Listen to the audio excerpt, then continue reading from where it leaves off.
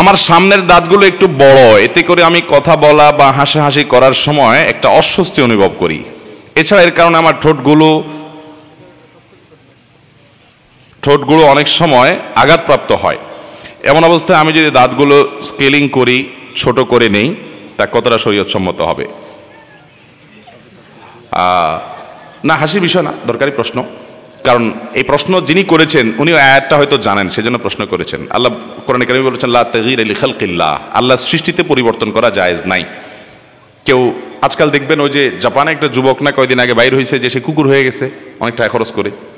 মানুষের কত অদ্ভুত অদ্ভুত চাওয়া হয়। কিয়ামতের আগে বহুত পাগলামি ছাগলামি দেখবেন, নবী সাল্লাল্লাহু আলাইহি ওয়াসাল্লাম বলে গেছেন বহুত পাগলামি হবে, কিন্তু এগুলো দেখে অবাক হওয়ার কিছু নাই। সায়েন্স টেকনোলজির উন্নতিতে আরো অনেক কিছু হবে।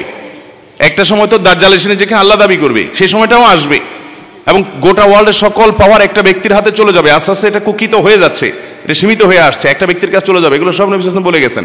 বিধায় অবাক হওয়ার কিছু নেই। দলে দলে মানুষ বেঈমান হয়ে যাবে, মুসলমানের সন্তান ইসলামের পাশে সন্দিহান হয়ে যাবে, কারণ এই সমস্ত চাকচিক্য দেখে। যাই হোক, তো আজকাল যেহেতু অনেক কিছুই করা যায়, এই জন্য আল্লাহ সৃষ্টিতে ব্যাপক পরিবর্তন করার একটা প্রবণতা আছে, এটা জায়েজ নেই।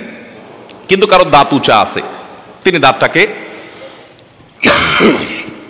ট্রিটমেন্টের মাধ্যমে এটাকে সমান করলেন, কোনো অসুবিধা নেই। এটা তো তার একটা ত্রুটি, একটা অসুবিধা, এটা ট্রিটমেন্ট, চিকিৎসার অংশ। আর চিকিৎসার ব্যাপারে নবী সাল্লাল্লাহু আলাইহি ওয়াসাল্লাম বলেছেন তোমরা চিকিৎসা গ্রহণ করো, নির্দেশ করেছেন তিনি চিকিৎসা গ্রহণ করতে হবে। আপনি অসুস্থ থাকতে ইসলাম বলে নাই আপনাকে, সুস্থ থাকবেন, সেজন্য আপনি সুস্থতার অংশ হিসাবে দাঁত কেটে বা যেভাবে হোক অপারেশন করে আপনি যদি সমান করতে পারেন, এটা প্রশংসনীয়, এটা নিন্দনীয় কিছু নয়। শুধু দাঁত কেন, অন্য অনেক ক্ষেত্রে হতে পারে। কারো ধরেন আঙ্গুল আছে 6টা হাতে, একটা অতিরিক্ত আঙ্গুল আছে, একটা মানুষের 6টা আঙ্গুল তো হয় না নর্মালি, কিন্তু তার আঙ্গুলের কারণে অসুবিধা আছে, তিনি অপারেশন করে এটাকে সমান করলেন, কোনো অসুবিধা নেই। একজন মানুষ তিনি পুরুষ, কিন্তু তার ভিতরে মেয়েলি দিক আছে, জিনগতভাবে তিনি পুরুষ, এটা প্রমাণিত, বাট মেয়েলি কিছু স্বভাব আছে, ট্রিটমেন্টের মাধ্যমে এটা যদি সুস্থ করে তোলা যায়, জায়েজ আছে, বরং এটা প্রশংসনীয়। অতএব দাঁতের ক্ষেত্রে যদি কারো এরকম হয়, অনেকের উঁচা দাঁত থাকে এবং এর কারণে অসুবিধা তৈরি হয়, দৃষ্টিকটু হয়, উনি এটা ট্রিটমেন্ট করে সমান করতে কোনো অসুবিধা নাই। একজন ছেলে হয়ে আমি যদি জেন্টস পার্লারে গিয়ে আমার মুখের দাগ, ব্রণ ইত্যাদি ওয়াশ করে নেই, তাহলে কি কোনো পাপ হবে না? পাপ হবে না, এই যে একই কারণে যে এগুলো তো শরীরের মধ্যে ত্রুটি, এটা তো এক ধরনের রোগ, অসুবিধা। অতএব এগুলো আপনি অপারেশন করে ফেলে দিলেন, এটা তো অসুবিধা নেই। কিন্তু আপনি ওই যে ব্রু প্লাগ করলেন, আপনি নারী হয়ে পুরুষ, পুরুষ হয়ে নারীর বেশ ধারণ করলেন, মৌলিক পরিবর্তন করে ফেললেন, সেগুলো জায়েজ নয়। আল্লাহ এভাবে সৃষ্টি করেছেন। দুনিয়াতে এখন এই যে আপনার জিনের উপরে মানুষের সৃষ্টির বিভিন্ন, এমনকি এই যে আপনার ফলের যে জিন আছে এগুলোর উপরে গবেষণা করে অনেক কিছু হচ্ছে। আপনার উন্নত অনেক দেশে ধরেন একটা আঙ্গুর, ওই বড় কোমড়ার জিন আঙ্গুরের মধ্যে প্রয়োগ করে আঙ্গুরের কোমড়া মতো বানায় ফেলতেছে, এটাও সম্ভব। অনেক দেশে এগুলোর উপরে নিষেধাজ্ঞা পর্যন্ত দেওয়া আছে নানা কারণে।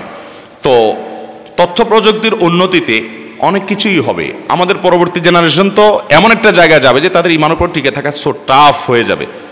অলরেডি এখনই একটু 2-4 কলম পড়ালেখা করলে পোলাপান ছেলেমেয়েরা ইসলামটাকে সেকেলে সেকেলে মনে করা শুরু করে।